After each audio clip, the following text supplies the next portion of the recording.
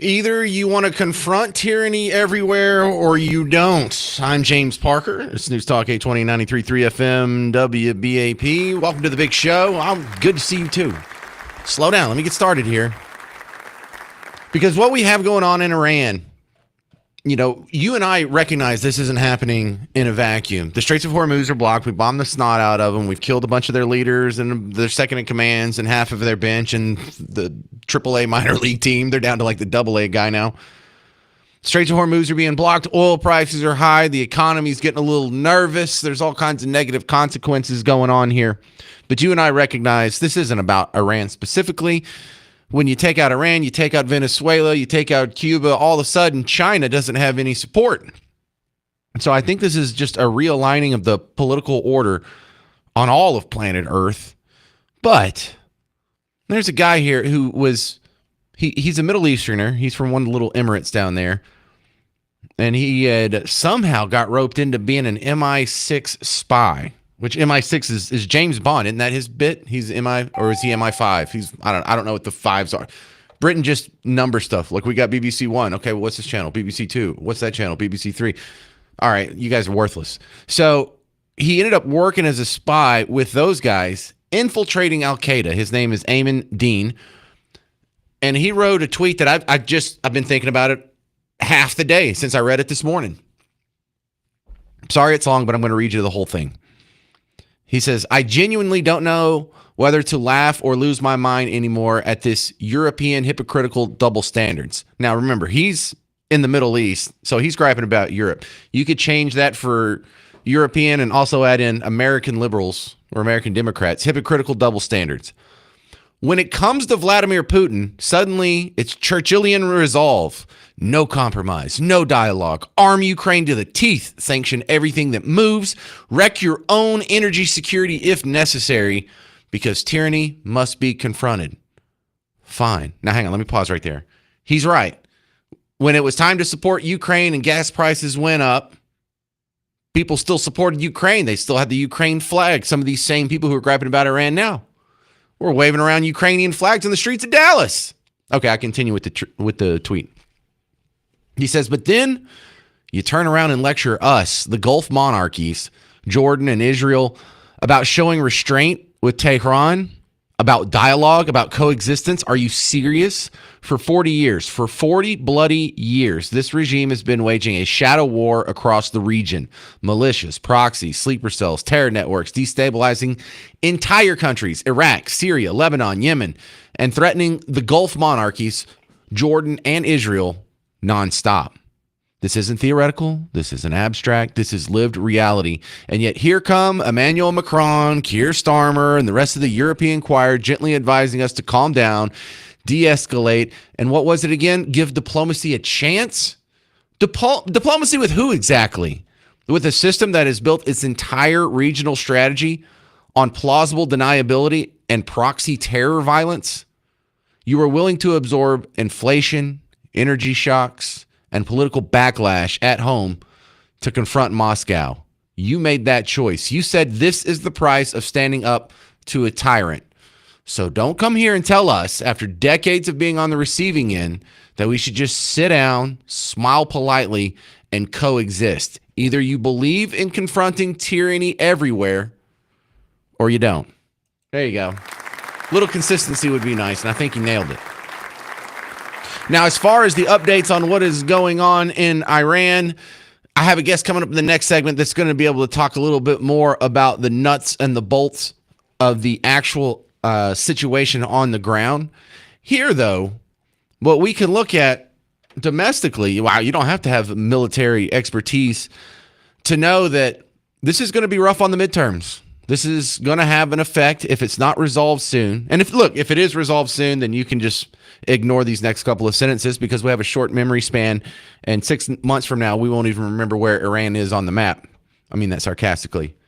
But also, Trump recognizes that historically the midterms are tough for the incumbent president. He was talking about that this morning with Maria Bartiromo.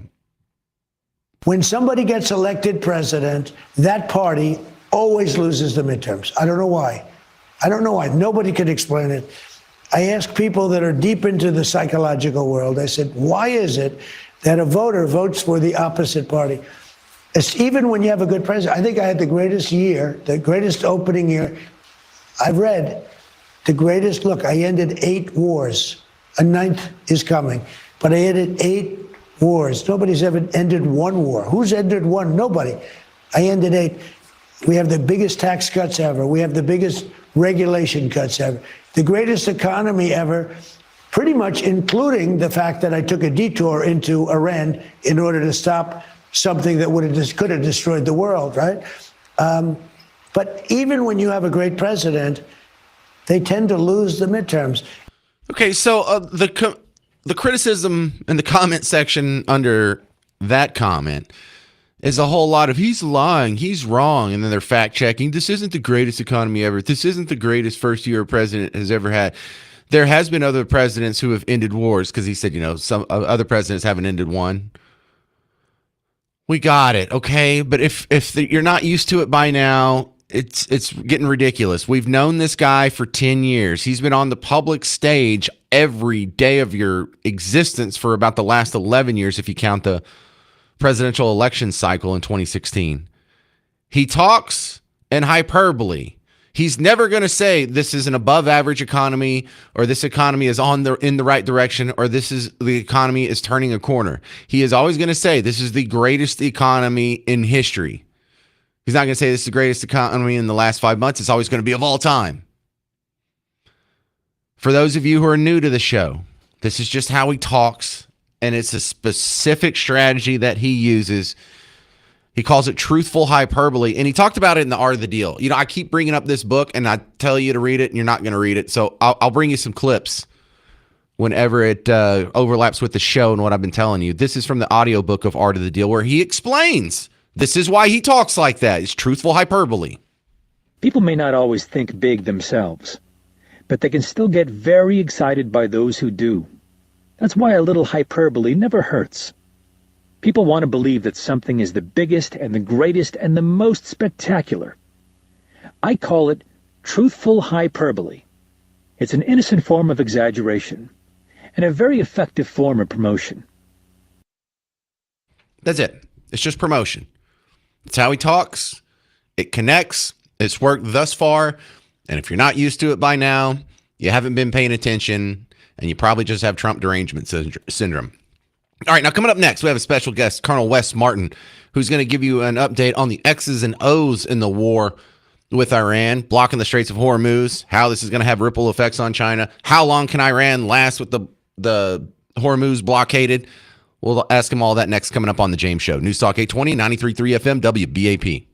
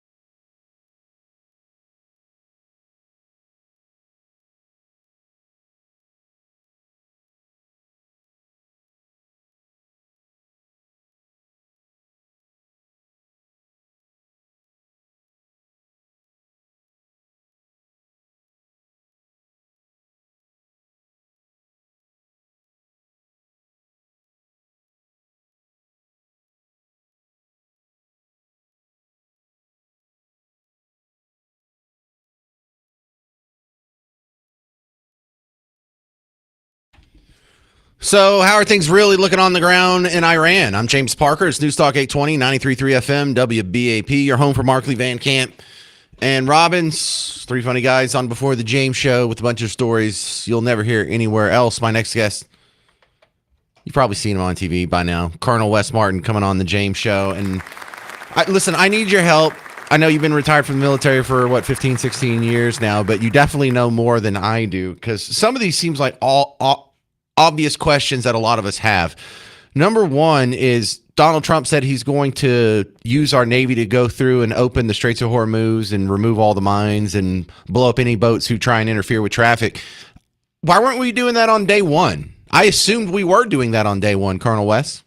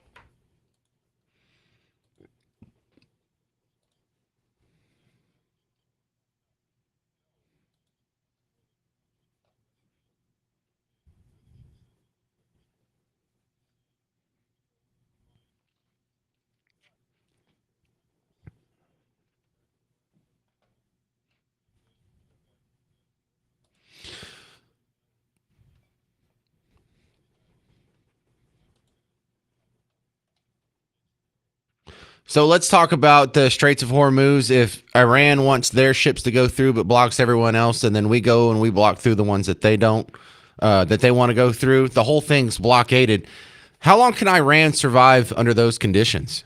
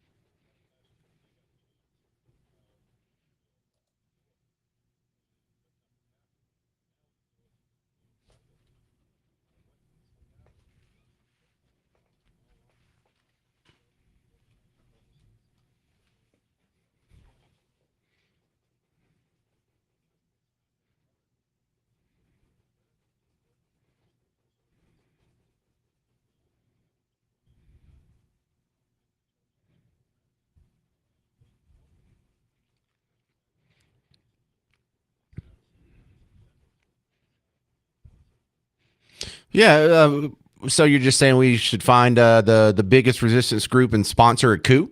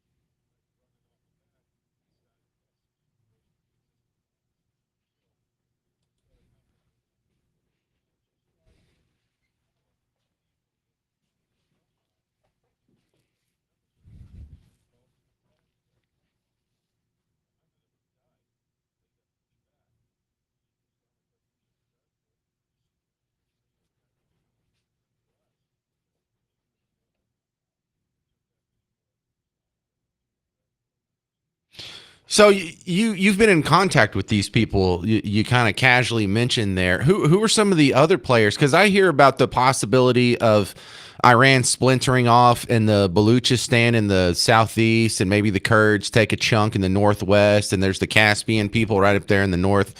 Tell me about the disparate groups that are in Iran right now against the Ayatollahs.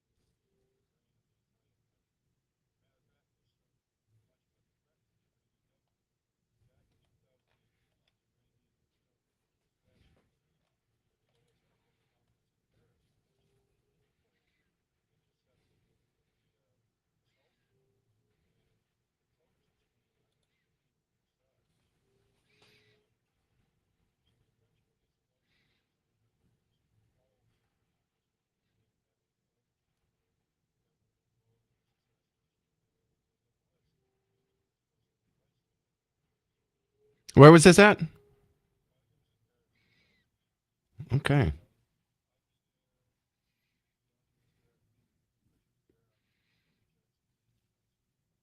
Well, I remember hearing something about that story, but not nearly that level of detail. Okay. Well, look, the president keeps saying that this war is going to be over soon, and he's now been saying that for a couple weeks. Is he just trying to do good PR, or do you think, Colonel Wes Martin, that this really could be over soon?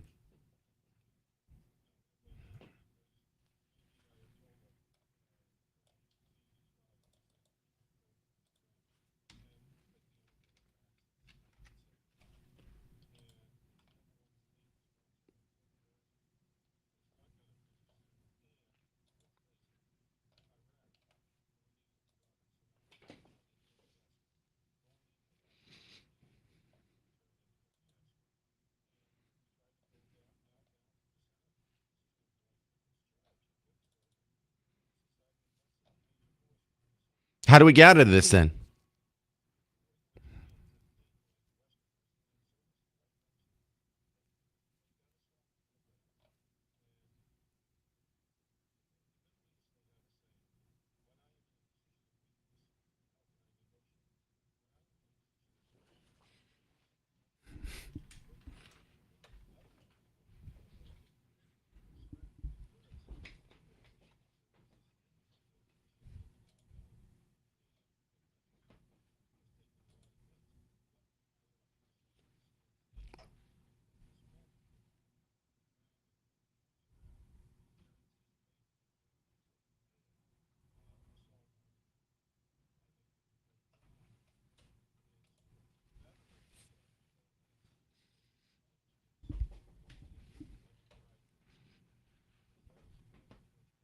Mm-hmm. All right. Well, good stuff. Colonel Wes Martin, thank you very much. That was a lot of new info, and I really appreciate you being on the James Show. All right, coming up next, J.D. Vance responds to the criticism from the Pope when he says, God is never with those who wield the sword. I'm James Parker. It's News Talk 820, 93.3 FM, WBAP. Hey, homeowners, we're getting some bad weather, aren't we? We're going to get some more bad weather this weekend. Listen, if you have hail, if you're in a hailstorm, you probably need to call Blue Ribbon Roofing to come check out your roof. If you see dents after a hailstorm that weren't there before, you definitely need to call Blue Ribbon Roofing. Even if there's not hail, if there's just a lot of wind and rain and you see a shingle missing, you probably want to call Blue Ribbon Roofing because there is no downside. They come out there, and if there's nothing wrong, then it doesn't cost you anything. John will leave you a free folder with a bunch of info in it. You'll learn more about shingles than you could ever want to know in that folder. I know, I went through it. I got one myself. I did this. And he'll just give you a high five, but it'll be great because he takes a bunch of pictures and we create some paperwork and a record. So the next time there is a storm and we do have a problem with your roof, we can use that to get the insurance company to just fall over because we have a nice baseline to work with. See, this is what it looked like when we called Blue Ribbon in April of 2026. This is what it looks like now, and that'll really grease the whole process. But here's the good news. If you do need help with your roof, Blue Ribbon will take care of that insurance problem for you. They've done it thousands of times. You don't even have to worry about it. So go to blueribbondfw.com.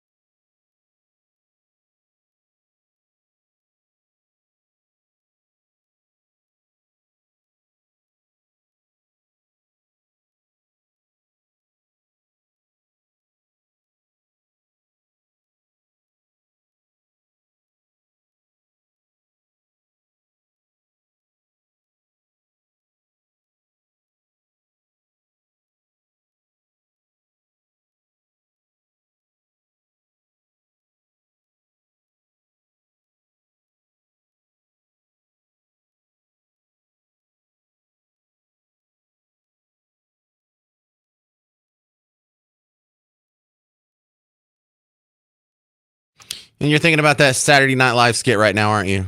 I'm James Parker. It's News Talk 820, 93.3 FM, WBAP.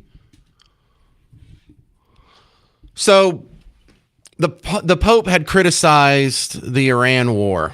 The Pope said God is not with those who wield the sword, which is a ridiculous thing to say. I understand. You're the Pope. You're supposed to be for peace. Got it.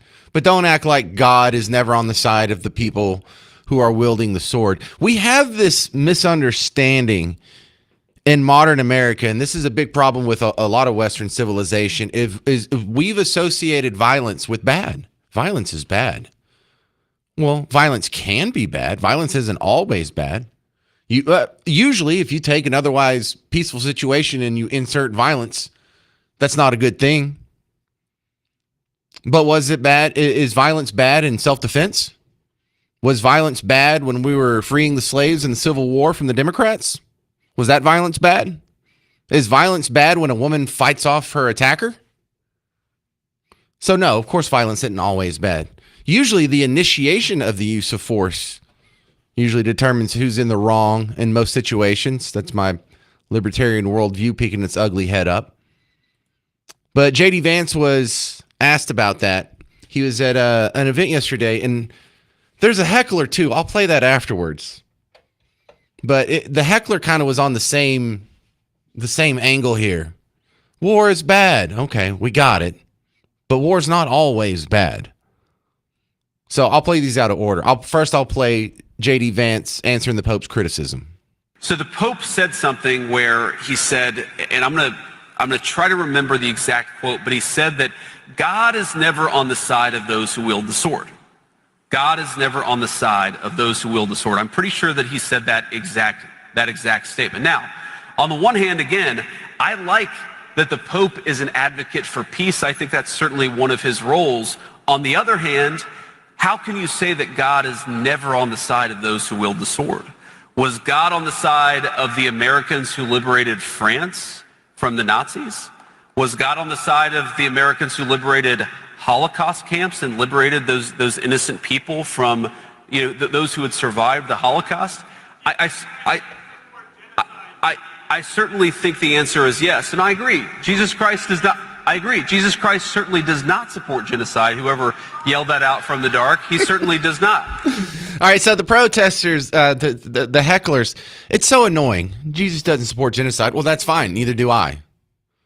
But you can't say nowhere was genocide ever advocated in the Bible, because I remember when it's time to come back to the Promised Land, Old Testament God was the fun one. He's like, kill everything. Kill everything. Every man, woman, child.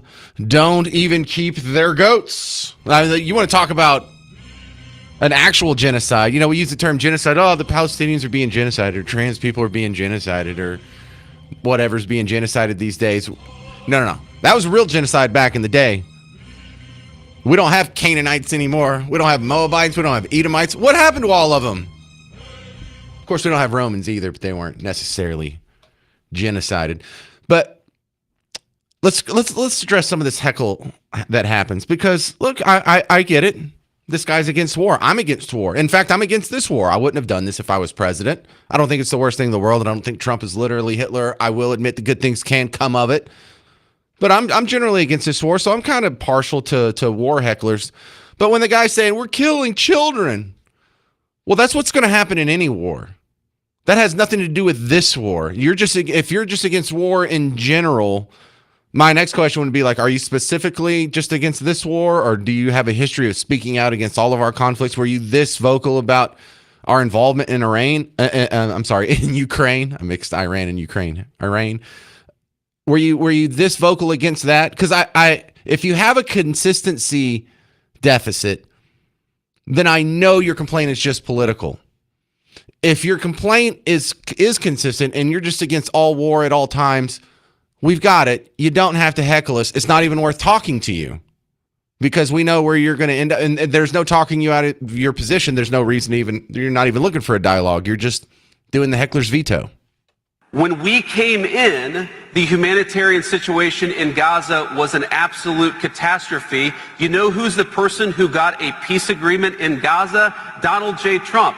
So if you want to complain about what happened in Gaza,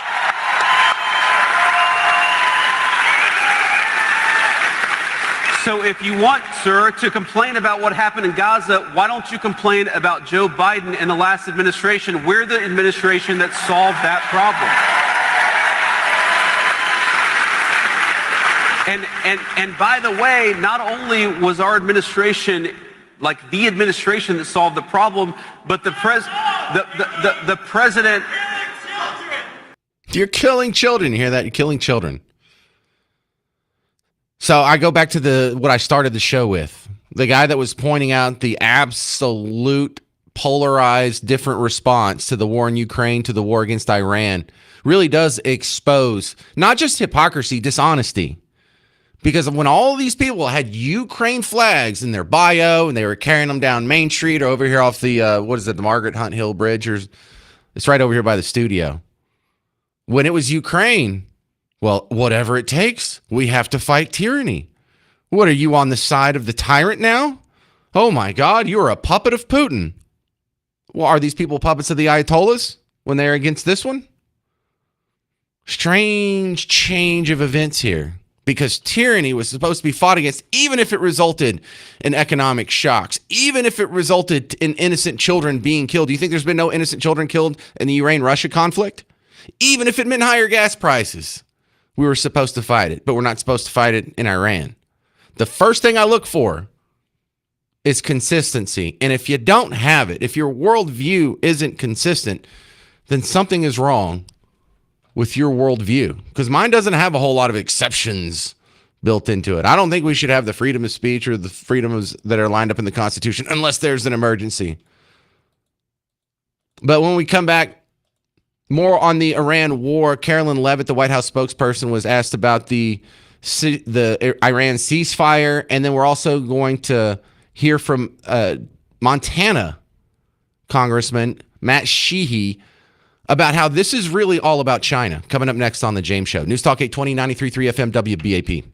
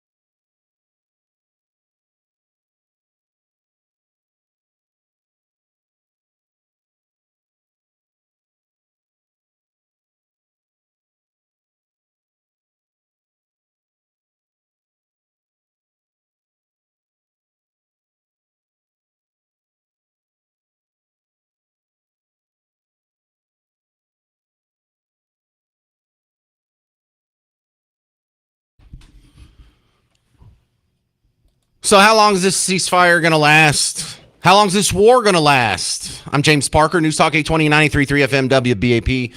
Your home for Markley, Van Camp, and Robbins. I've heard them make this the question I have right now. I've heard them talk about it.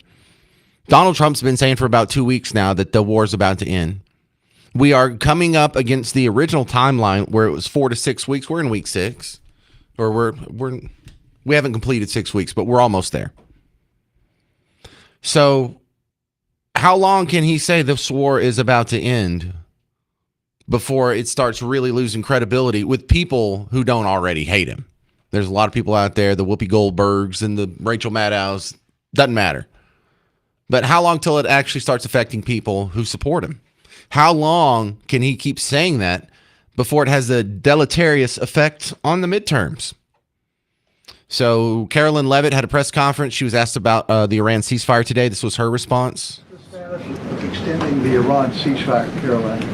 Yes, so I saw some reporting, again, bad reporting this morning, that we had formally requested an extension of the ceasefire. That is not true at this moment.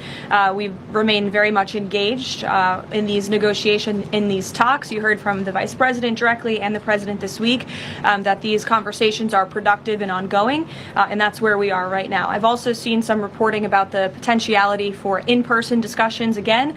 Those discussions are being had, but nothing is official until you hear it from us here at the White House. But we feel good about the prospects of a deal. The president mentioned that in his interview yesterday. And it's obviously in the best interest of Iran to meet the president's demands. I think he's made his red lines in these negotiations very clear to the other side. And so we are continuing to see how these conversations go. The other soundbite I think you need to hear today is from Matt Sheehy. He's a Montana congressman.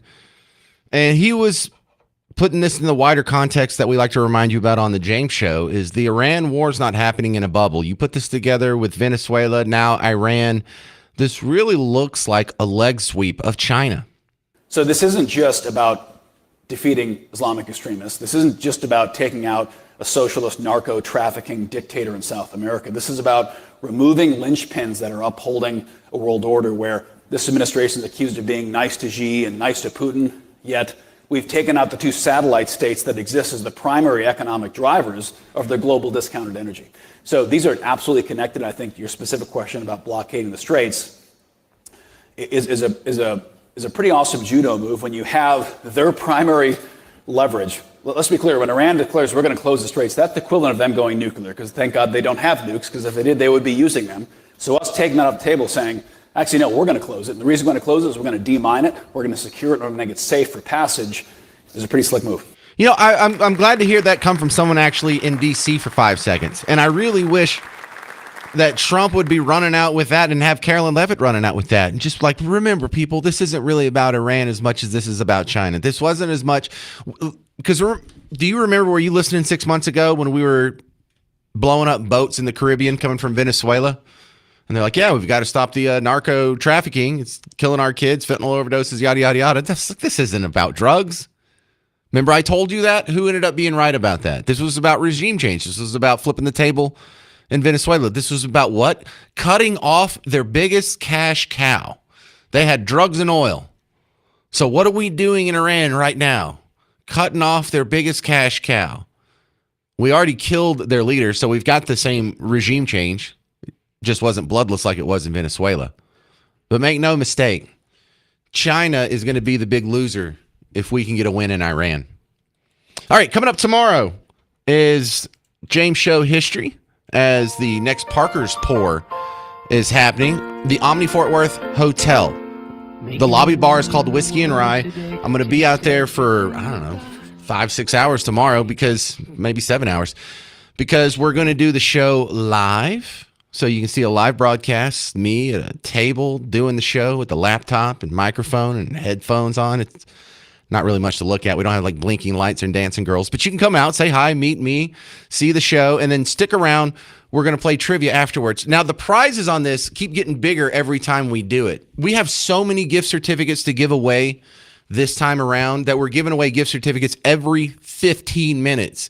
And all you got to do is show up, write your name on the little piece of paper. The promotional table will be sitting there. You put it in a box, and they have to draw names. When we did this last month, here's a little secret of the pros. at the very beginning of the show.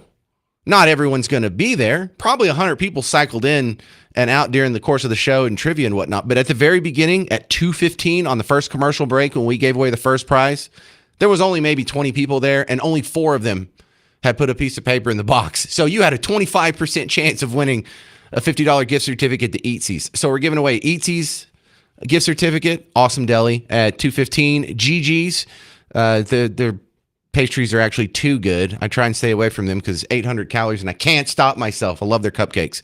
Then we have a whiskey and rye gift certificate, then another Eatsy's, then another Gigi's, and then we're giving away Rangers tickets at 3:30, and then again at the end of the show. But every 15 minutes, we're giving away a whiskey and rye gift certificate, Gigi's, or Eatsy's, and then 2 pairs of Rangers tickets. So come on out to the Parker Pour, and you also get to meet the special guest who will be there for the entire time through the show and trivia, Miss Parker. Hi, Miss Parker.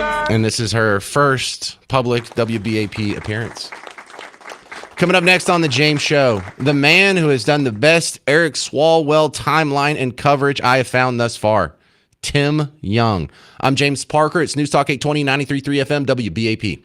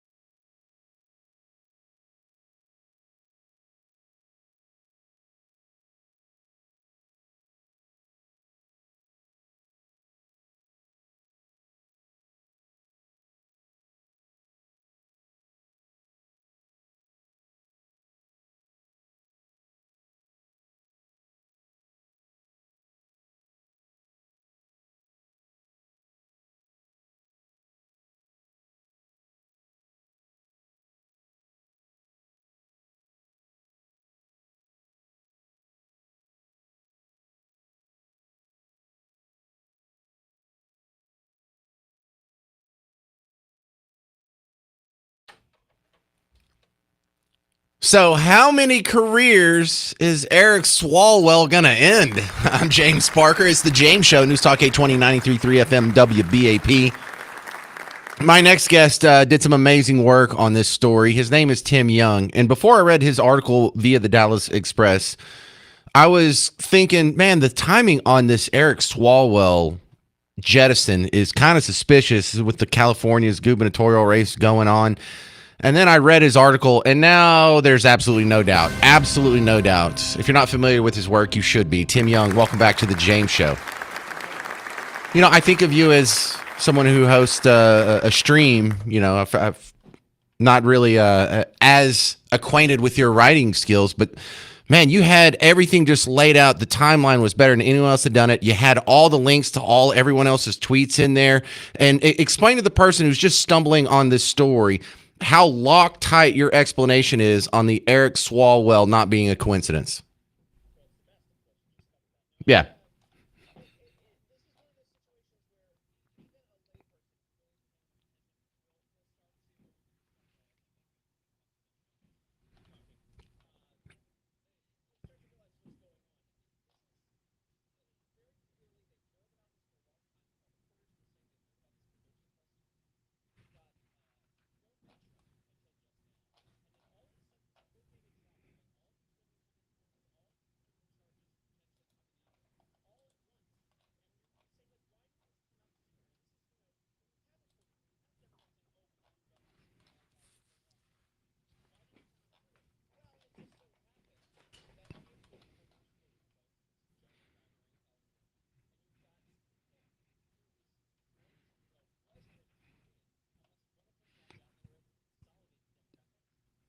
Right. And so the timing of this is just absolutely nailed.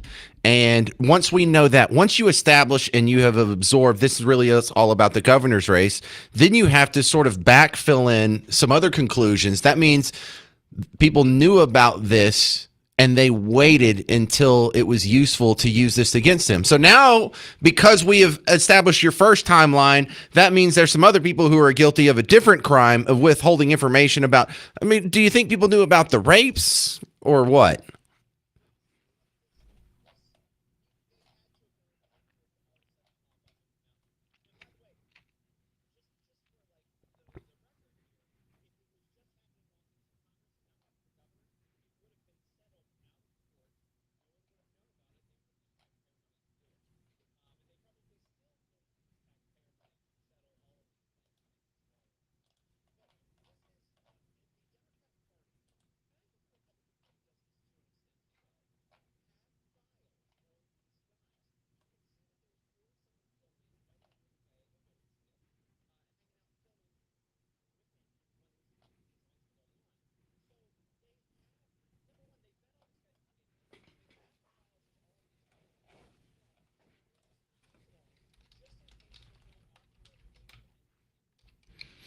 So, look, not to zoom out too much here, but couldn't that have been Jeffrey Epstein's job? Is just to get what's it called? The information to bribe someone with? There's a word for that. Oh, whatever. Just what is it called? Hang on, I'll look it up. But yeah, the situation here now becomes yes, compliment. Thank you. How many other people are going to lose their jobs over this? I mean, Tony Gonzalez, that was a weird sports trade. We'll give you Tony Gonzalez if you give us Eric Swalwell. But is Gallego going to go down? And for the people who are not as close to this, he's his best friend. He has gone on trips with him. He was his campaign manager when Swalwell had his brief run for president. And it's hard to believe that this guy didn't know about it. So, who else could go down?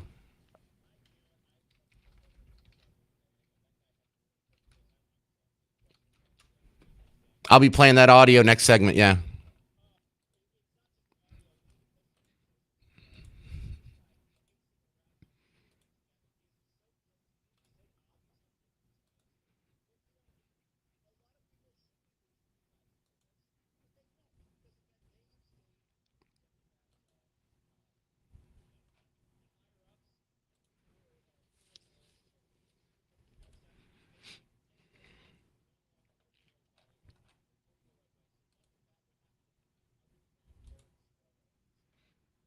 Well, that kind of breaks my heart, but I don't think you're wrong. All right, Tim Young, how do people find your great work online?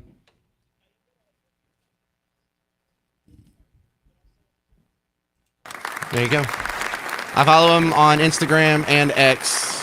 That's my recommendation, Tim Young. You would have known about all this 2 days ago and not have to hear about it piecemeal through the James Show. Thank you very much again, Tim. Coming up next, I'll play you some of that audio that Tim had just mentioned. Gallego had a very awkward press conference. He looked a little nervous, looked a little kind of sweaty, like a hooker in church. You'll hear it next on the James Show. News Talk 820, 93.3 FM, WBAP.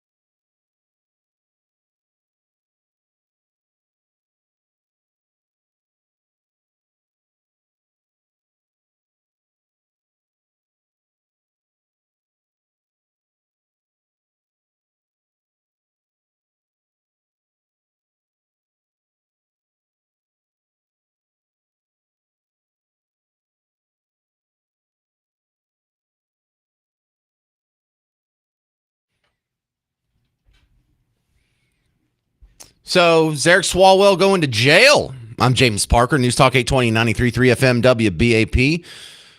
You're home for Mark Lee Van Camp and Robbins. It's the midday show on WBAP. But listen, Eric Swalwell dropping out of the governor's race. All right, that's pretty big punishment for a politician. Not being able to retain your Congress seat because it's too late for you to file to run again, that kind of hurts too.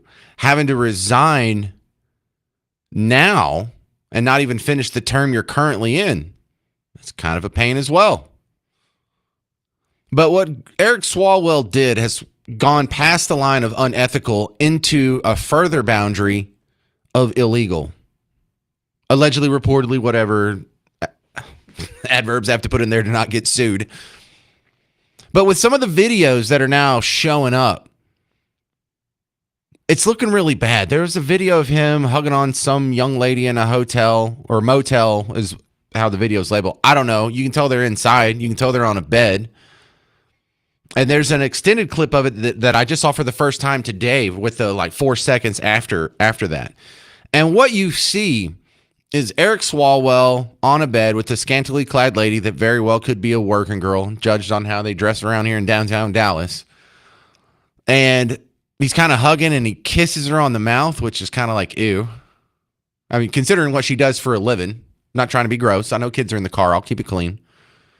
And then there's another dude on the bed next to him who kind of leans forward and is kind of giggling for a second there. And then you see a woman come into the room far in the background. She's kind of in the shadows. You can't see her very well. I think she's blonde, but she has long, straight hair, and so I assume it's a woman. And it's more of a silhouette than anything. Comes in the room in the deep background. And so you add this up. Well, there's Eric Swalwell. There's the working girl. There's the other dude on the bed. There's a lady in the background. And you assume there has to be someone holding the camera. So we now have 5 people in this nice-looking motel room with Eric Swalwell and a lady that's not his wife. So this isn't a secret. Just from seeing that little 6 seconds worth of video there, you know that this is a well-known behavior pattern. You know that this is including a lot of people. You know he was sloppy about it. He was doing this while he was being recorded. He knew he was being recorded. He still didn't care. Okay, so this is pretty bad, right? Now here's where it gets awful. The new theory online is it's a girl holding the camera, and she may be underage, which, okay, that is, even by my libertarian sensibilities, that's illegal. And also, the other guy, you can't really see him that well. You can kind of see the back and side of his head for a brief 1 second. Is that Gallego? So Gallego had to give a press conference yesterday, and Tim had mentioned this in the last segment. You hear what he's saying, but just know he looks nervous. He looks like you just got called into HR and it's layoff time. Been there? So here's Gallego answering some questions. Forget what his original statements were. It was all trash. The good part is when they started asking questions. And the first question was, hey, I thought y'all were best friends. How could you have not known anything? Swalwell have called you his best friend. You have never asked him about any of the rumors that have been swirling around Democratic politics of his inappropriate behavior? I did. Look, we knew each other differently from everyone else. My family and his family were as close as it gets. Our kids were in baseball camp together. You know, we had dinner together as a family. It was entirely different, I think, what people understand. But when there was rumors going around a couple weeks ago, not of the folks in whatever in San Francisco Chronicle, I did ask him, and he lied to me. He knew that I just came off a very, very hard campaign for 2 years, where they lied about me and my family for 2 years. He manipulated me to have the same sentiment that I was having back in the day and used as an opportunity to move me to defend him. I don't know. That's not very viable. Sorry about the microphone hiss that's on there, and I tried to clean it up a little bit, but your best friend doesn't know? Your best friend knows. He's just keeping his mouth shut, right? If you're that bold in front of 4 other people while you're being videoed, Your best friend definitely knows. He might not know the depth. He might not know about the non-consensual stories here, but he knows that you're a creeper. And look, a lot of us struggle with this because there's some people listening right now. It might be you. Do you have a friend who's cheated on their spouse and then you were stuck with a horrible moral dilemma? Well, do I tell the spouse? Do I tell anyone? Do I keep this secret? So Gallego asked again, because no, I don't think even any of the reporters believe that. You don't know anything, nothing. You didn't, okay, maybe you didn't know about the alleged rapes or sexual assaults or whatever, but you didn't know about this other philandering. Come on. A couple of days ago. How did you not know about the allegations? So considering you chaired his presidential campaign, wouldn't some of this have come up? Some of those allegations predated when he ran for office. Again, this man led a double life. He lied to us. He lied to his family, lied to his constituents. Some of the most powerful people in this country, even before he ran, he was trusted with some positions that normally we would never think someone like this could do if they're leading that double life. And again, I was manipulated, I was lied to, and everyone else was too. No, I don't think you were manipulated and lied to. I think you knew. I think you kept your mouth shut because this is the game you play. And people of power do this so often that they have a designated fund to settle such things in Congress, which is crazy. Sexual harassment complaints have a designated slush fund of your dollars that are used to pay it off. We don't even make the congressmen pay for their own sexual deviancies and the legal issues that come with it. So Gallego was then asked a pretty important question. If you're this easily defrauded by your best friend and you've exhibited such poor judgment, what's going on with your future? You going to have to step down? Do you think you still have the trust of your voters? You have future political ambitions. How can people trust you to run for higher office if you didn't know that your best friend was engaging in even inappropriate behavior? Look, I messed up. I'm human. I trusted this man. That's it. I messed up. I'm human. I trusted him. You can't blame me. I didn't know. Yeah, you knew, dude. You knew. I've been there. You've been there. I had a coworker who was cheating on her husband. And you know what? I just went home, told Miss Parker, and then we just let that boat sail off into the horizon. We didn't even mess with it. So if Gallego came out and said that, I think that would be more believable than I didn't know anything. He was leading this double life. He was just lying to all of us. And because he's lying about this, and also because his sweaty, nervous delivery, he definitely knew. In fact, he knew so much he can't tell you the truth. So he's trying to sell you this lie. It's not believable he didn't know anything. It's just not. You've been in that situation. You know how you would react if you were asked these questions. If I was asked about my friend, I'd be like, yeah, I knew. I just didn't want to say anything.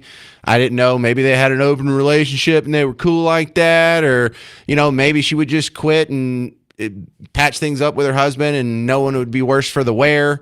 Maybe it's just none of my damn business. But no, not he's leading a double life and he fooled all of us. I'm just a human being who makes mistakes. No, now you're compounding your previous lies with new lies and it's making you look worse, buddy.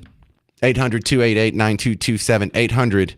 800-288-9227. Is it possible that this guy didn't know anything about the sexual misdeeds of Eric Swalwell? I'm James Parker. It's News Talk 820, 93.3 FM WBAP.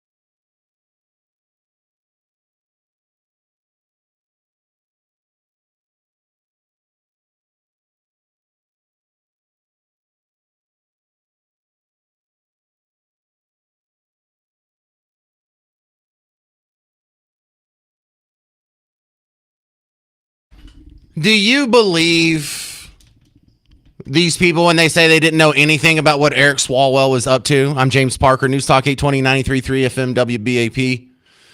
Yeah, and the term I was looking for a couple seconds ago, compromat. You ever heard of that before? That is compromising material. It is a compound word that we got from the Russians, because that's what they would do. The KGB would go find you, they would honeypot you, they would get you in a compromising position, and they would use that material as blackmail to control you. And so Eric Swalwell is a controlled guy. And if everyone's kind of going along with it, that is the best explanation on why in the videos that we've seen circulated around over the weekend, that he didn't care if he was being filmed with a prostitute. He didn't care that someone else had a camera out. Because why? Well, who's going to find out? The party already knows. The outside world's not going to find out. They'll cover for him. The media is going to cover for him. But the question becomes, how many people in Congress have compromat? How many of them are compromised? How many of them are just doing whatever they're told to do? They get to live the good life. They get to be on TV. They get to be millionaires. They get to make money. They get to do all kinds of nasty sex stuff. All you got to do is vote the way the machine tells you, say what they tell you to say, and you can live an amazing life. Doesn't this explain why some people go to DC and they turn into completely different people? Doesn't that explain why so many newcomers who haven't spent their whole life in politics will come up and tell you they're like, yes, I'm going to go vote against all wars, and I'm going to get you tax cuts, and I'm going to shrink the size of government, and I'm not going to vote for 1 cent of spending increases. And then they go there and government grows and keeps doing its own thing. A great explanation for that is they've been compromised.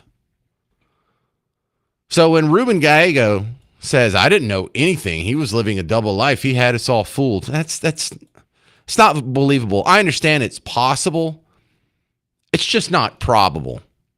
Carolyn Levitt was asked about the Eric Swalwell situation at her press conference today. She didn't have a whole lot to say, but it kind of gives you an idea that more's coming. Yeah, look, I think the accusations and allegations against former Representative Swalwell are despicable and disgusting. I think it's also quite plausible, as you point out, Jack, that there were many other Democrats in this town on Capitol Hill who knew about his perhaps illegal behavior, certainly his disgusting and inappropriate behavior, and why were they silent for so long? I think those are questions that must be raised of these sitting representatives, including Mr. Gallego, and I hope that the journalists in this room will do their jobs, and the journalists on Capitol Hill will do their jobs to ask Democrats in power how they knew about such despicable behavior from one of their elected representatives for so long, but never said or did anything about it. So that's what we hope to see as far as the White House and the president is concerned. Thank you. So I hope more people are going to start falling.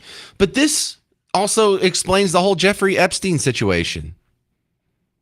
It seemed to be a known, air quote, secret. Why is everyone okay with this? Well, because these people are now controlled. It makes more sense than no one knew anything and he's just so clever he faked everyone out and even his best friend had no idea.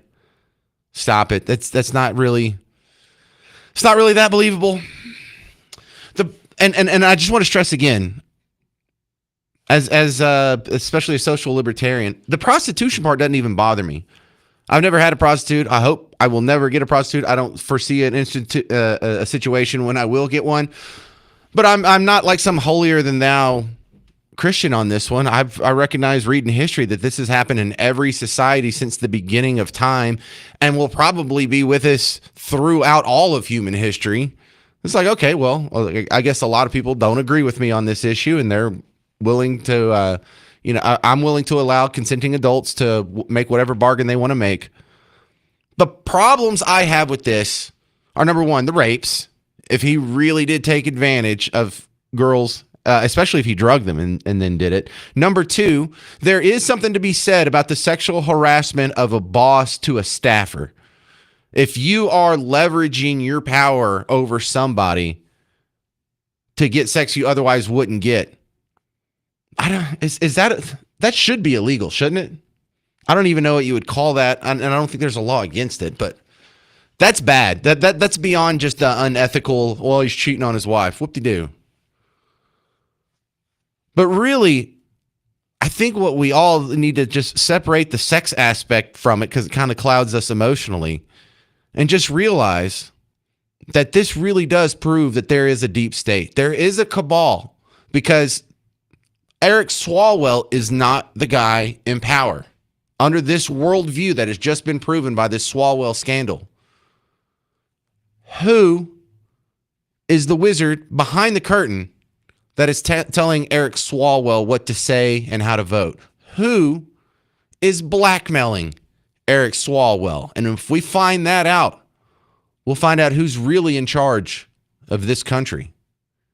800-288-9227, 800-288-9227. This is Aaron in Plano. You're on News Talk 820, 93.3 FM WBAP. Hey, I'm enjoying the representation of Patrick Fallon now because of Van Taylor, because of this a cheating scandal, had to pretty much give up his seat. It's something that I guess we wouldn't. No, I didn't tolerate it, but I like Pat Fallon a lot better anyway.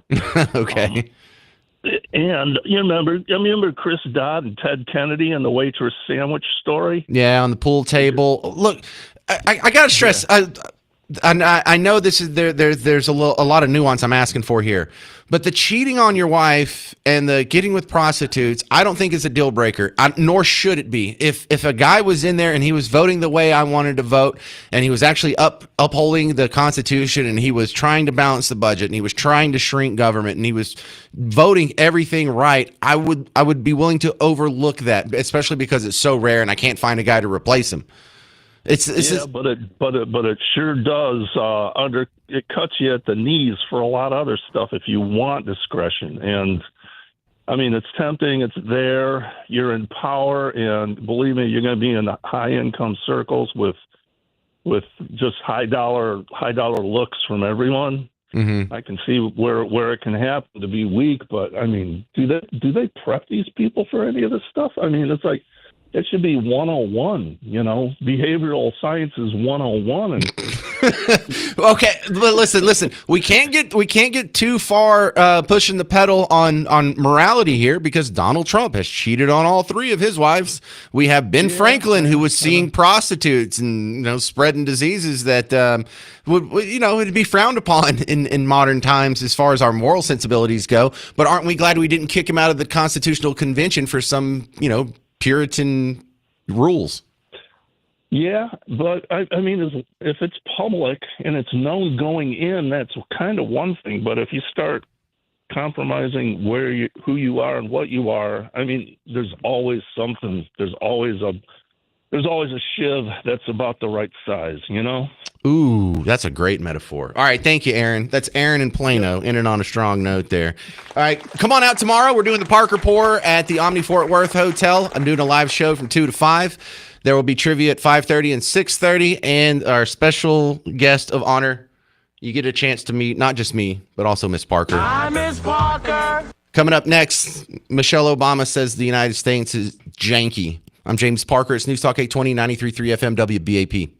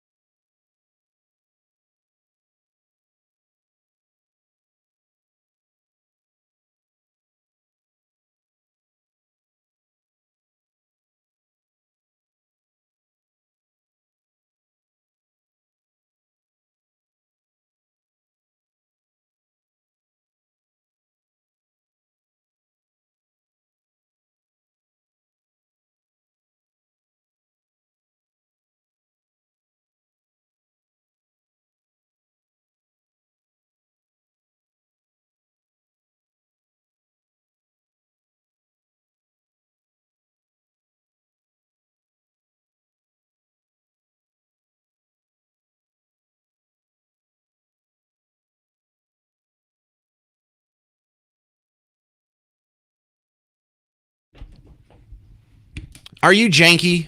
I'm James Parker, News Talk 820, 93.3 FM WBAP.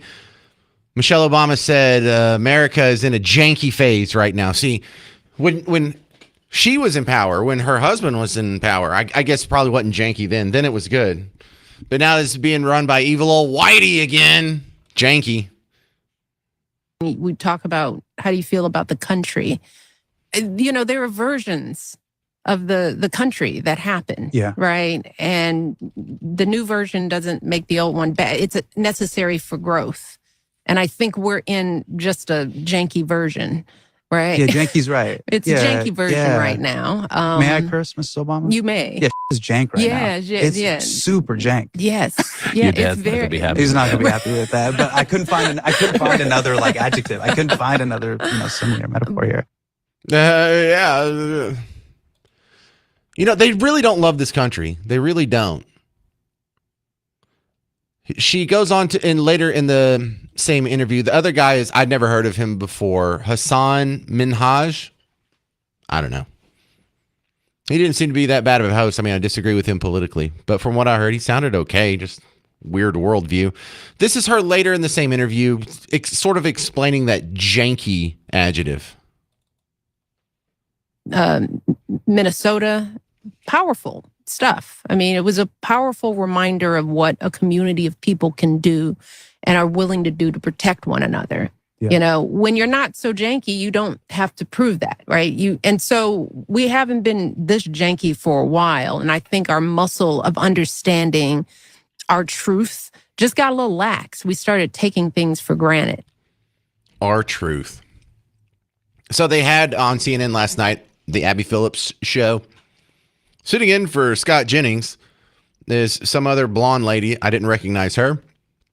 However, she did have Scott Jennings' role. She is sitting at a table with 4 people who disagree with her strongly. And she wasn't too happy about the Michelle Obama calling our country janky. And her name's Emily Austin. You'll hear her for a little bit in this clip. But the main guy you're going to hear is Bakari Sellers, who was responding to the criticism of Michelle Obama calling this country janky. And, I mean, he just made it all about race, and that just turns people's brains off, and they don't want to have a real conversation. But I think he accidentally tells what's really on his heart here. And all she's doing is speaking her mind right now. And the trouble that Republicans have, and the trouble that you have, Emily, it's fascinating to watch, is that when you have a black woman who is speaking her truth. This is not about skin color, Bakari. No, I'm just saying. Well, because everyone has this same, it's the same reverberation. When you have a black woman that's speaking her truth, the way that she is, with the power that she is, with the education that she does, there's no comparison between Michelle Obama and Melania Trump. You want to talk about education level? You want to talk about job attainment? I'm just not playing identity politics. I think Gavin Newsom's wife is an idiot too, and she's white. We're not even talking about. You know, and she was actually making a good point there. Gavin Newsom's wife is an idiot, and she's white. So Emily Austin was bringing in the counter example. No, this isn't all about race. This has nothing to do with race. But Bakari thinks it's all about race, and so Bakari is showing kind of what's in Michelle Obama's heart. The reason why he agrees this country is janky and wasn't janky under the Obamas, he is basing that on race. He does see race as the pivotal piece of information he knows to make a decision about something or someone. He's a racist. And so America wasn't janky when it was run by black people, but now it's run by an evil, straight, white Christian male. Janky. That's all he needs. And that's all he's got. That's the level of depth that he just brought to that conversation. So do you think we're janky? Are we going through our janky era? 800-288-9227, 800-288-9227. Hey, still coming up before the end of the show, we're doing the Kid Rock contest. I'm not going to play you the clip now, but when you hear a snippet of Till You Can't from Kid Rock, you're going to want to call in immediately. Now, I'm not going to give you the tickets straight up. I'm not going to take the third caller and whoever it is gets the tickets. I'm going to ask you in one sentence, tell me what the song means to you, and then me and the judges will pick out of the 3 answers who gets the tickets. Now, I'm giving away tickets every day this week, so 5 people are going to win.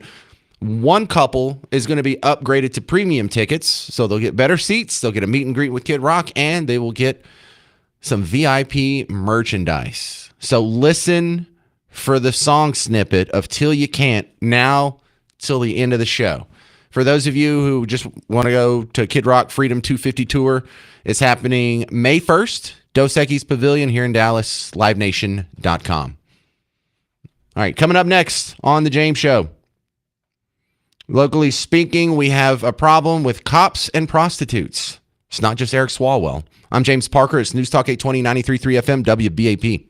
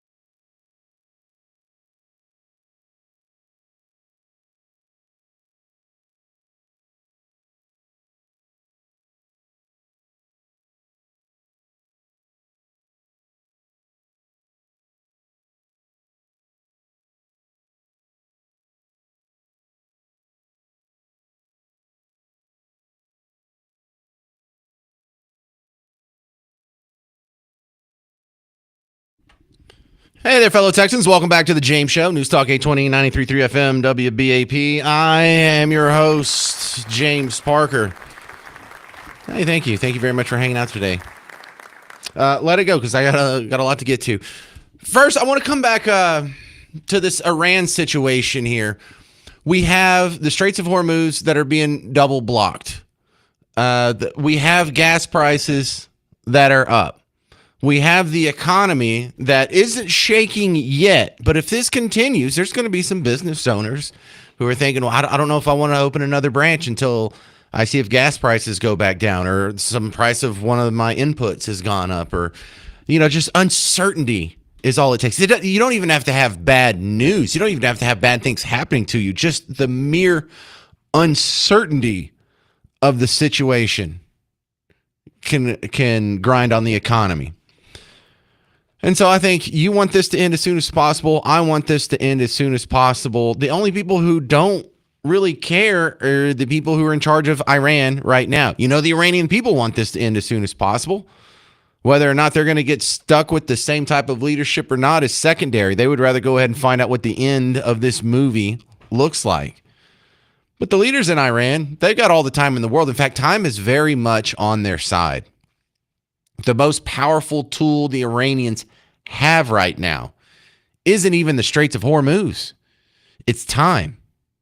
They know if they can create some grief that Donald Trump may be cut off at the knees by the next Congress, because listen, what's going to happen.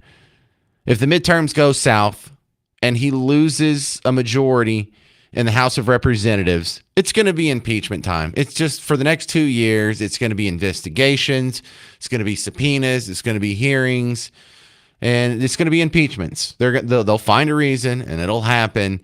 And so then he's done. Then he's not getting anything done domestically.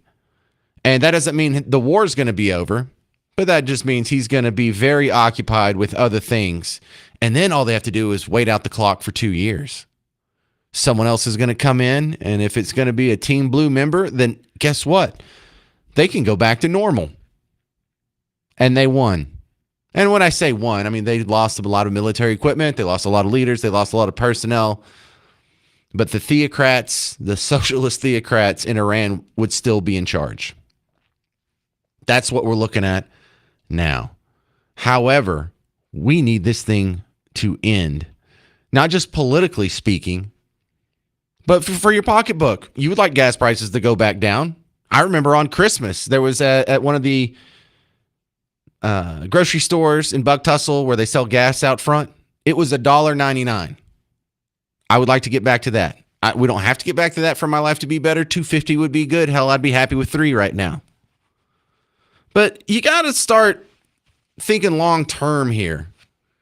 If we leave Iran right now, we're going to have the same problems that we had before. They're still going to be the world's biggest sponsor of terrorism. They're still going to be supporting Hezbollah, which has given us grief in Israel and Lebanon, and a little bit Syria too. We're still going to have problems with Hamas, which is also Israel, West Bank, Gaza. We're still going to have problems with the Houthi rebels down in Yemen. So you got to ask yourself, where does all this dedication come from? Why do all of these countries, or so many people, so many movements, hate the Jews and America so bad? Because we're the great Satan, they're the little Satan. Or is it backwards? Is Israel the great Satan and we're the Satans? Or whatever. But these two entities, yes, we share a culture. We share the foundation of our religion together. But this isn't a religious-based hatred. Because the Muslims have a problem with us, sure. Chinese don't like us. Yeah. They're not a big fan of Israel or America. The Marxists don't like us. The Eastern European Marxist model doesn't like us. The old Russian communists. They certainly don't like Israel, and they don't like America. Nazis didn't like Israel or America. The modern American left, academia, Hollywood, your favorite musicians, except for like Kid Rock and Ted Nugent, all feel the same way. Why do all of these disparate groups of people who otherwise have nothing in common, why do they all hate America in general and Israel? And Thomas Sowell did it perfect. Now, he was asked, why are the Jews so hated? But this applies to America and Israel in general. And this is the perfect answer. In terms of violence, the number of Chinese killed, let's say, in 1 year, and by mob action exceeds all the blacks lynched in the entire history of the United States. And the number of Armenians killed in Turkey, during the First World War, is greater than that. And of course, the number of Jews slaughtered on a number of occasions in history, even before the Holocaust, is greater than that. So that the question is, why this particular kind of people are the targets of so much venomous hatred? And I think the answer is that they not only succeed, they succeed in a way which is a threat to the egos of other people. But the guy who comes here, let's say from Vietnam or Korea, and arrives here with little more than the clothes on his back and a few words of broken English, and a decade later he has his own little business, and you see his son a few years after that getting ready to go off to Harvard or MIT, you got to ask yourself, you either got to, you've got to hate yourself for saying, my God, I've been stagnating. This guy was nothing, and now he's risen up, or you're going to have to hate him. Years ago, one official of one of the Jewish organizations in New York asked me, well, what can Jews themselves do in order to minimize the hostility they face? And I gave him a one-word answer: fail. Because as long as you succeed, you're going to be hated. That's it. It really is that simple. It's just flat out base human envy multiplied by the frustration of you being told by all your teachers, all your professors, all your favorite actors and musicians and people on TV and politicians and news media that the capitalist way of doing things is wrong. The socialist way is better. The Christian way of doing things is wrong. Our values are better. But then when you apply these things to the real world, the people that follow Judeo-Christian morals, values, and ethics, the people that follow free market capitalism more so than central planned socialism, they keep over and over and over succeeding in the face of expectations. Wrong expectations, but expectations nonetheless. That's where it comes from. We are proving them wrong with our success every single day. Israel is proving the rest of the Middle East wrong with their success every single day. They don't have any oil. It's like one of the only spots, them and Jordan are like the only spots in the Middle East that don't have oil. Why do they have such a big economy? Why do they have nice, glowing, shiny skyscrapers and office buildings? Why are they coming up with all these patents and inventions and trade and companies and businesses and innovations? And you're not getting nearly that out of Iran or Iraq or UAE or Saudi Arabia, because our success embarrasses them and proves their failure every day. That's why we're hated. Coming up next, local cops and prostitutes should not be doing business. Wouldn't you agree? I'm James Parker. It's News Talk 820 93.3 FM WBAP.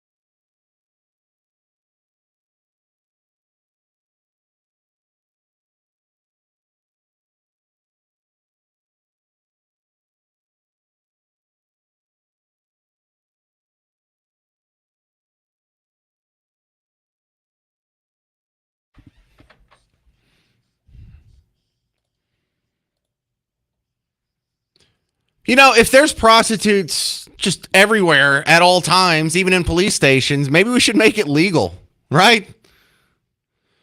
I'm James Parker. This is The James Show, News Talk 820, 93.3 FM, WBAP. You're home for Markley, Van Camp, and Robbins. Make no mistake about it. I mean, I'm not pro-prostitute. I'm not encouraging anyone into that lifestyle. I definitely don't want your daughters to choose that as their profession, nor mine. But apparently, some people are okay with it. A lot of people are okay with it. Cops are okay with it. Here's an update from a story that you've probably seen floating around, but now it became official. The charges have come down against this group of people from Godley. Just terrible irony for a name of a town like this. This is WFAA's report on Godley. Brand new details on an alleged prostitution conspiracy in Johnson County. Prosecutors say Michael and Ashley Ketcherside took part in a prostitution scheme. An arrest affidavit says Ashley would engage in prostitution with former Godley police officer Solomon Amatoya and former Godley police chief Matthew Cantrell. It also accuses Cantrell of gathering information on people viewed as their enemies. Cantrell is charged with promotion of prostitution. All right, so the police chiefs rolled up into it. Some other cops have rolled up into it. All right, that's a small town. Now, here's where it gets, I don't want to say unnerving, but like, is it really this bad? I was thinking about doing that this morning, and Bruce had brought it up to me, so I was like, you know what? I was thinking about doing that anyway. I definitely should do that topic. So I go to look it up. And it turns out Bruce was telling me about a different story. I thought he was talking about the Godley story. No, yesterday, there was the Dallas police saw a black SUV pulled over off Willowbrook Road, and it looked like there were two prostitutes leaning into the window having a chat. Well, they've seen this before. Let's see what we can do. Get this settled here. So they wait for the guy to pull off, and then they turn on the lights to do a stop. The guy doesn't stop. In fact, the guy rolls through the next red light, loses the cops, takes off, and the cops just say, well, we're not going to pursue this. We're going to break off the pursuit. They broke off the pursuit. And then they use their dash cam video to go back and see what the guy's license plate is. They go and they run the plates for the car, and it turns out this isn't owned by some random dude. It's owned by the city of Dallas. Oh, no. Oh, jeez. Oh, my God. Yeah, it's another cop. He's this guy who's been a cop. Another Gonzalez, by the way. That's two Gonzalez sex crimes in the same show. But he's been in the Dallas police force since August 2010. He's in the criminal intelligence division. This doesn't seem very intelligent to be picking up hookers in broad daylight in your city-owned car running from cops, but he's not going to be a cop very long. And it just kind of floors you because you have a life that is prostitute-free, and you just kind of assume that's what everyone else is going through. Meanwhile, if I'm trying to look up a cop prostitution story, I'm falling over 6 other cop prostitution stories to try to get to the original one. And this makes me feel like even more libertarian than ever. Like, this is how I felt when they found cocaine in the White House. And you and I both know it was Hunter Biden's cocaine. Don't lie to me. It's of course it was Hunter Biden's cocaine. Who do you think left it in there? Jill Biden? So at that point, I felt like we've lost the war on drugs. There's been a war on drugs from Richard Nixon until now. Listen, guys, we gave it a good 50, 55 years, and it's just not working out. Drugs won. When there's a baggie of cocaine left by the president's son in the White House, and it's not even that big of a deal. No one's solved the crime. No one needs to get to the bottom of this mystery. Because if it's not Hunter Biden, we have ourselves a big national security issue here. But you and I both know it is, and no one cares. No, it wasn't a deal breaker. It's not. No one's calling for him to go to jail. Drugs won the war on drugs. I don't know if we have an unofficial war on prostitution, but don't even try, because I think we're going to lose that one too for the same reasons. I mean, we got prostitutes everywhere, like all over the show today. Eric Swalwell wasn't just cheating on his wife. Eric Swalwell was paying for some of that. So here's just another instance where, man, look, I guess they're just everywhere. I guess we're never going to get rid of them. And I'm not saying it's never going to get better, or we shouldn't try and minimize it as much as possible. But my libertarian sensibilities are kicking in. At this point, just legalize it. Just, if everyone's doing it anyway, just like drugs, if everyone's on drugs anyway, just legalize it. Can we just, this is a fight we're not going to win. And it's just embarrassing to keep trying. 800-288-9227. 800-288-9227. All right, keep listening, because between now and the end of the show, you are going to hear a snippet of Kid Rock's Till You Can't. You are going to want to call in then. And I'm only going to ask you to give 30 seconds, a minute tops, of what the song means to you. We'll take 3 callers. We'll award the tickets, the prize, based on which one me and the judges think is the best caller. And so every day someone's getting a pair of tickets to the concert, to Kid Rock's Freedom Tour. Now, it's happening May 1st. It's just in a couple weeks. It's going to be him and Brantley Gilbert. But someone out of the 5 that win during the week is going to get upgraded to the VIP tickets. The VIP merch will come with it. And the coolest part is the meet and greet with Kid Rock. So listen for Till You Can. I'm just going to play a snippet of it, and then you're going to call in the regular call-in line, 800-288-9227. Coming up next, we finally have some punishment for the Democrat state representatives that broke the quorum last year. Remember when they fled the state and went to Oklahoma? Well, find out what their punishment is next, and you're going to be very disappointed. On The James Show, News Talk 820, 93.3 FM, WBAP. Hey, James Parker here for QC Kinetics. You are joining me on my journey. I am doing what many, maybe most of you do. I have a little bit of pain, and I just live with it. And I don't even really think about it because it's not that bad. But I have a bad back, and it's not from one specific thing. I didn't get hit by a dart train. I wasn't in a bullfighting accident. But I did play a lot of football growing up, played a lot of soccer growing up. I moved furniture, like I was a house mover for a while as a side job. I lift weights, I jog, I'm pretty active.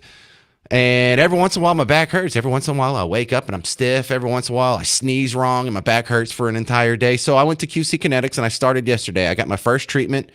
They took some blood out of me. They centrifuged it out. They put back in platelet-rich plasma, PRP, if you want to look more into that. And it's going to be a series here, and you're going to go through it, because I'm not just getting one treatment. I'm going to have to go back in either 2 weeks or a month. They'll evaluate me, and I'll just keep getting different treatments, different angles, different times, until the problem is dealt with properly. And so on my first treatment, I do feel a little bit better. I lifted weights this morning, and on the leg press machine, usually when I sit in it and I do that first push, I can feel it in the bottom of my back kind of tighten up, like season, like, oh, that's a lot of weight. It didn't really do that today. I didn't have like this sort of muscle spasm that comes with any time you pick up heavy weights. I still feel a little discomfort, and it's still a little sore after working out, but it's already a little bit better, and it's only been one day. So stick with me through this journey. If you're having pain, maybe you should do something about it. You don't want surgery. You don't want downtime. You don't want drugs. You don't want to be put under. You don't want to miss work. Look, I'm back at work the next day. No problems. You want to try it? Go to QCkinetics.com. QCkinetics.com. 972-972-8610.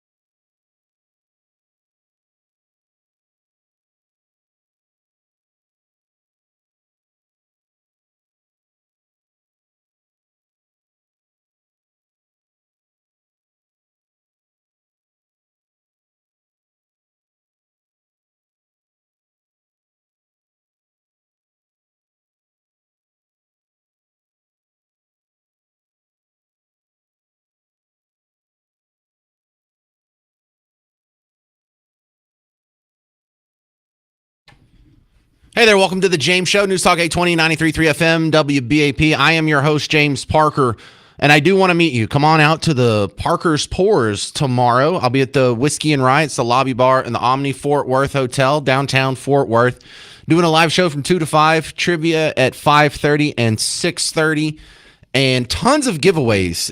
If the earlier you get there, the more chances you'll have to win a giveaway. But think about this. If you get there when the show starts and put your name in the box, you fill out one of those little pieces of paper and put it in the promotions table box, you're going to have a chance to win something at an Eatsy's gift certificate at 12:15, a Gigi's gift certificate at 2:30, a Whiskey and Rye gift certificate at 2:45. So every 15 minutes, you're going to win something. So that's 1, 2, 3, 4, 5, 6, 7, 8, 9, 10, 11 chances to win. Some of them are gift certificates. We have 2 pairs of Rangers tickets in there. So you have a really good chance of winning something if you put your name in the box at the beginning of the show. But I know why most people are really going to come out there. It's not for me. It's for the good drinks, and also it's your first chance to meet Miss Parker. Hi, Miss Parker. She's making her first public appearance at a WBAP event. So come on out there. All right, now that's out the way. Gonna take care of this part. You got a chance, take it while you got a chance. If you got a dream, chase it. All right, so this is the sounder for Kid Rock's If You Can't. Well, I mean, he's covering someone else's song, but Kid Rock singing If You Can't. This is your cue to call in right now if you want to try and win some Kid Rock tickets. He's going to be at the Dos Equis Pavilion on May 1st, and it's part of his America 250 tour. Someone's going to win a pair of tickets right now. You're going to call in. You're going to give me 1 or 2 sentences on what that song means to you. And then from the daily winners this week, someone's going to get upgraded to a pair of VIP tickets and VIP merch. And the coolest part, a meet and greet with Kid Rock himself. Call in right now. 800-288-9227. Yeah, and that song, it was already a good song, but when he added the extra verse about the Bible and whatnot, I think that put it over the top for a lot of people. This just shifted from a very sentimental, meaningful song into what's almost a hymnal, which is kind of cool. Someone singing a positive Christian-themed verse. Just not even a whole song, just one verse during Super Bowl halftime. Too bad it wasn't the real Super Bowl halftime show. Ryan in Bedford, tell me, what does that song mean to you? The song means, I'm going to take a different angle on this. To me, it means salvation. The third verse that Kid Rock put into the song, basically salvation, giving your life to him before it's all said and done. Get her done. Love it. Okay, that's Ryan in Bedford. It's a good first contestant here. Next one, Richard in Shady Shores. What does the song mean to you?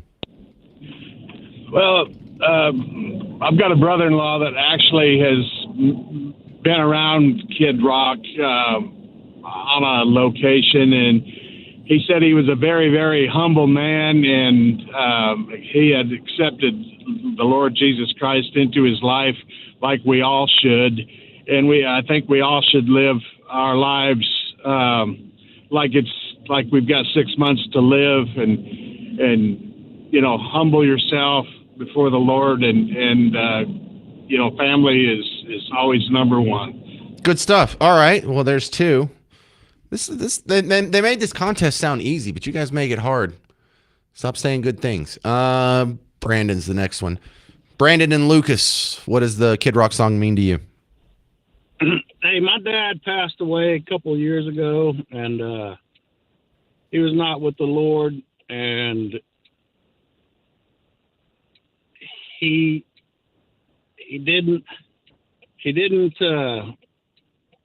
have that faith with him, and that song means to me that don't take anything for granted, because when you lose something, you don't know when you're going to get time to get it back, and that's what it means to me. Okay, there's Brandon and Lucas. Judges, we want to confer. Hold up the number you think should win. You have a strong... I was thinking that too. All right. The judge, you in on this one? Okay, so it's unanimous. Well, that makes it easy then. Ryan, Bedford, You're a big winner, bud. All right, now, first, Ryan in Bedford, are you going to be able to go May 1st? Absolutely, yes, sir. I'm going to take my stepson with me. Well, that's fantastic. All right, we'll go make some memories here. So, Ryan in Bedford just won 2 tickets to Kid Rock's concert on May 1st. He's going to be thrown into the hopper to be the grand prize winner for the VIP tickets, the VIP merch, and the Kid Rock meet and greet. If you're a little disappointed you didn't get to win today, I'm doing this again tomorrow and Friday, so tune in for that. Coming up next, the media just can't take a joke from Donald Trump. I'm James Parker. It's News Talk 820, 93.3 FM, WBAP.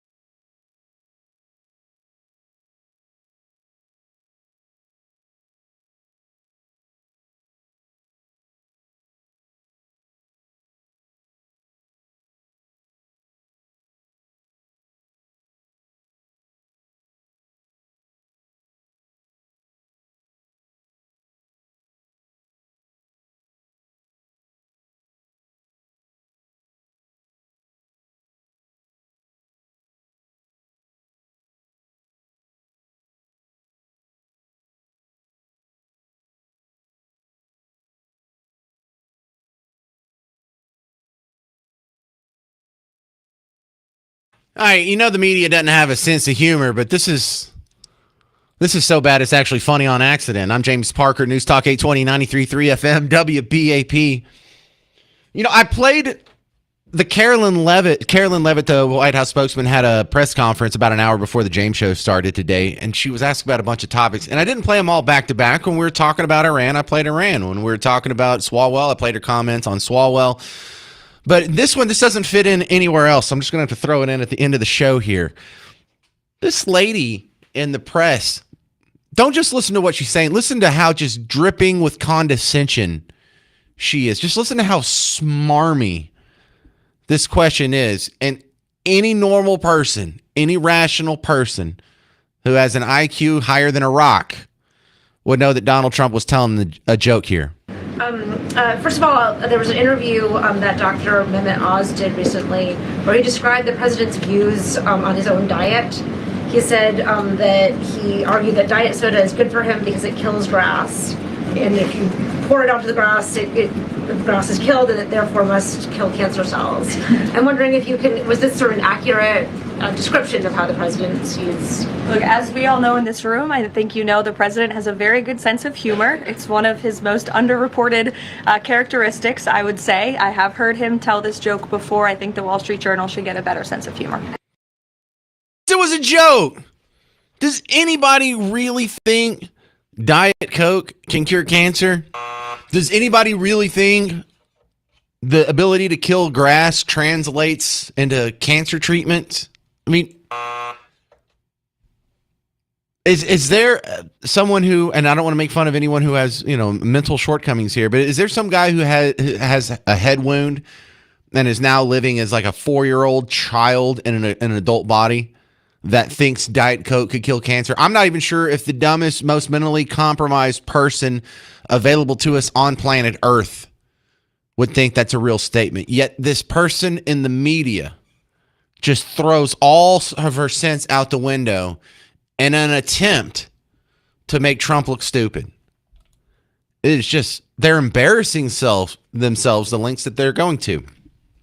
Also, wanted to leave you with a very disappointing update. Michael Quinn Sullivan from Texas Scorecard, one of the few people in broadcasting that's taller than me, gave me some really lame news about the Texas Democrats, the state representatives that fled last year so they could break the quorum, so they could preserve whatever.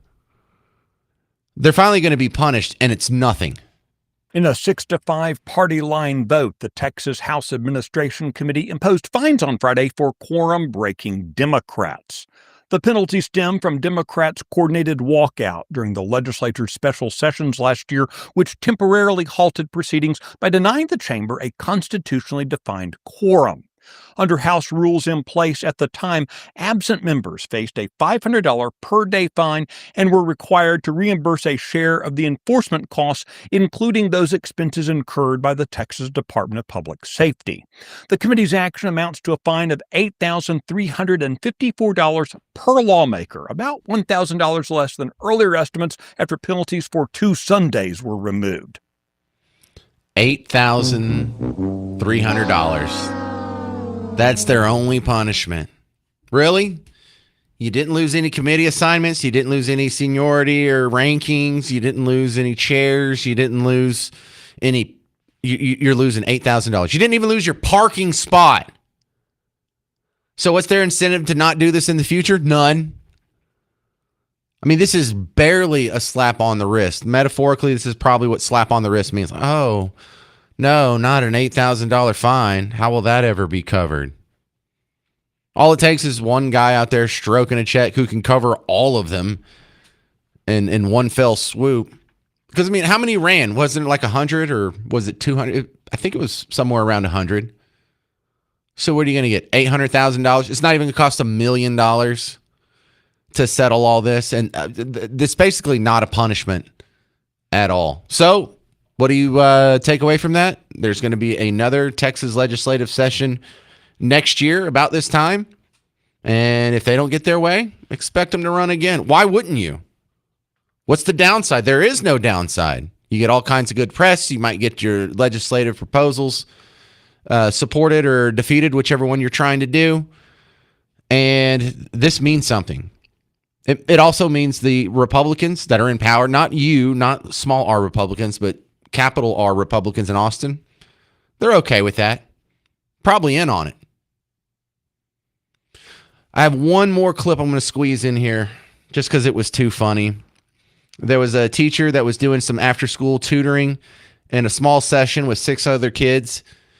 And the second she starts the video, she says her first sentence, and then she absolutely rips one. And the kids just, hang on, and the kids just die laughing. Most of us are here, so if you want to pull out your Journeys book.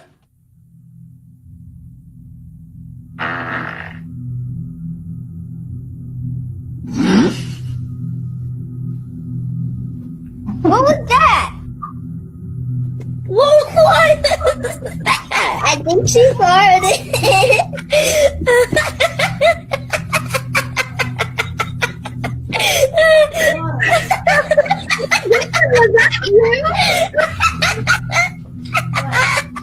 That was a big one.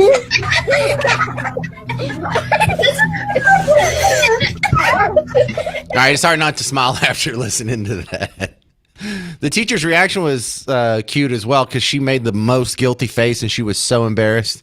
And it's funnier if it's like a cute young lady farting versus someone like myself. Then it'd be like, oh, gross, listen to this nasty animal just ripping one on a Zoom call. So, one more reminder. Tomorrow is the next Parker's Pour. We're going to do a live remote from the Omni Fort Worth Hotel. The lobby bar is called Whiskey and Rye. And this is a special event because we have, 11 gift certificates to give away. We have Rangers tickets. We have gift certificates to Eatsies and Gigi's and the Whiskey and Rye Bar. We're going to play trivia after that at 5:30 and 6:30. It's going to be hosted by me, James Parker. I wrote all the questions. I looked up all the answers. I'm going to be grading them myself, but also I think the real draw for a lot of people, and I know this because you ask for her every time, our guest of honor is Miss Parker. Hi, Miss Parker.